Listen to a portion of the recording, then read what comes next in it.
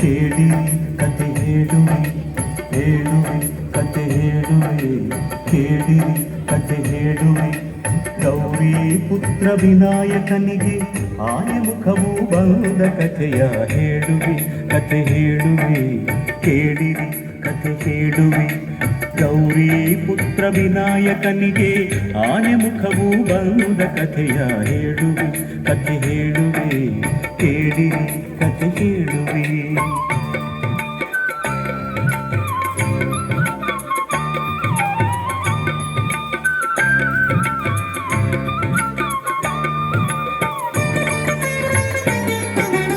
ಒಂದು ದಿನ ಪಾರ್ವತಿಯು ಸ್ನಾನ ಗೃಹಕ್ಕೆ ಹೊರಟಳು ಮಣ್ಣಿನಿಂದ ಮೂರ್ತಿಯ ಮಾಡಿ ಜೀವದಕ್ಕೆ ಇತ್ತಳು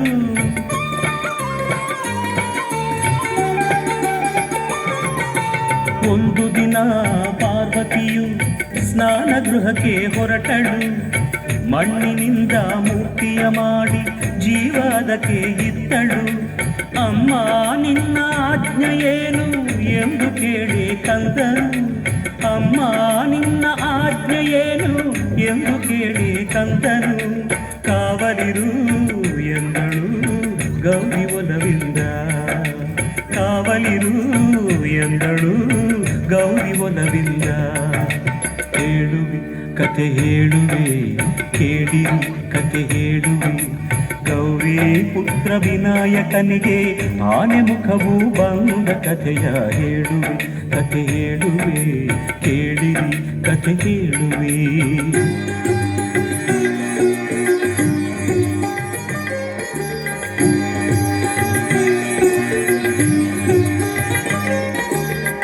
ಕಂದ ಕಾವಲಿರುವ ವೇಳೆ ಶಿವನು ಅಲ್ಲಿಗೆ ಬಂದ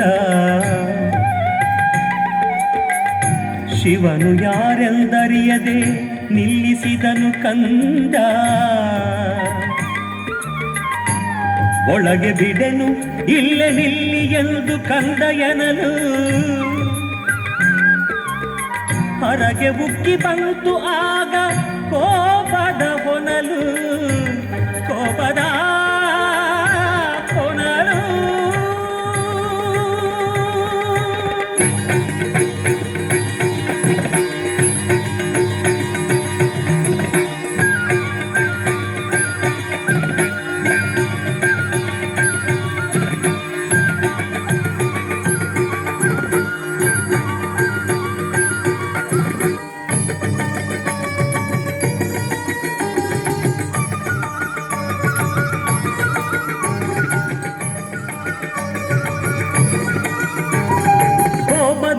ಶೂಲ ತೆಗೆದು ನಿಂತನು ತ್ರಿಪುರಾರಿ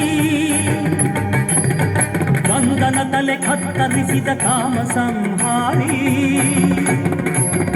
ಶಬ್ದ ಕೇಳಿ ಒಳಗಿನಿಂದ ಓಡಿ ಬಂದಳು ಗೌರಿ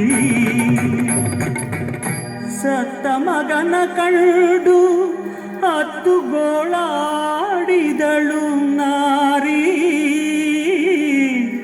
ಸತ್ತ ಮಗನ ಕಂಡು ಹತ್ತು ಗೋಳಾಡಿದಳು ನಾರಿ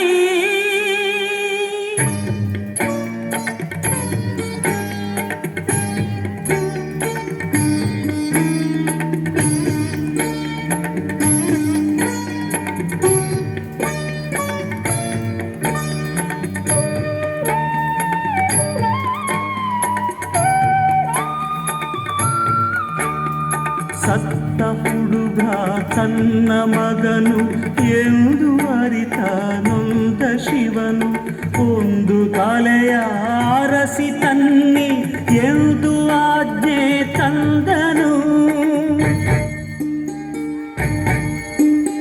ಸತ್ತ ಹುಡುಗ ತನ್ನ ಮಗನು ಎಂದು ಅರಿತ ನೊಂದ ಶಿವನು ಒಂದು ತಲೆಯ ಅರಸಿ ತನ್ನಿ ಎಂದು ಆಜ್ಞೆ ತಂದನು ಅರಸಿ ಹೊರಟರು ಗಣಗಳು ದಿಕ್ಕು ದಿಕ್ಕಿಗೆ ಆನೆಯೊಂದು ಮಲಗಿತ್ತು ಉತ್ತರ ದಿಕ್ಕಿಗೆ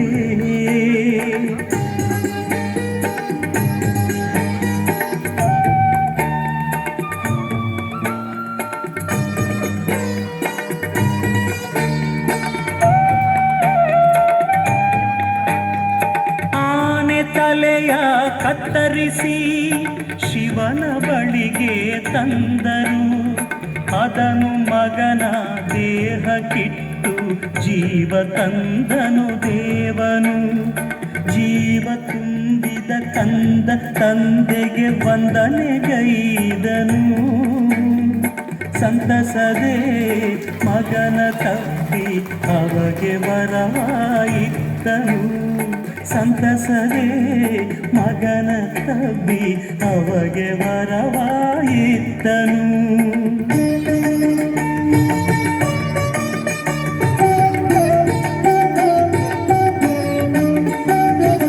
ಇಂದಿನಿಂದ ಮೊದಲ ಪೂಜೆ ಎಂದು ನಿನಗೆ ಎಂದನು.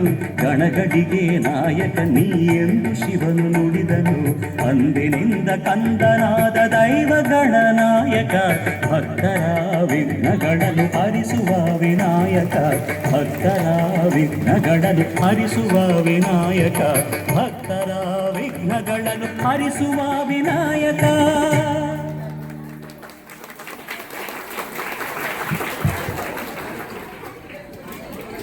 ವಂದನೆಗಳು ಅಂಗನವಾಡಿ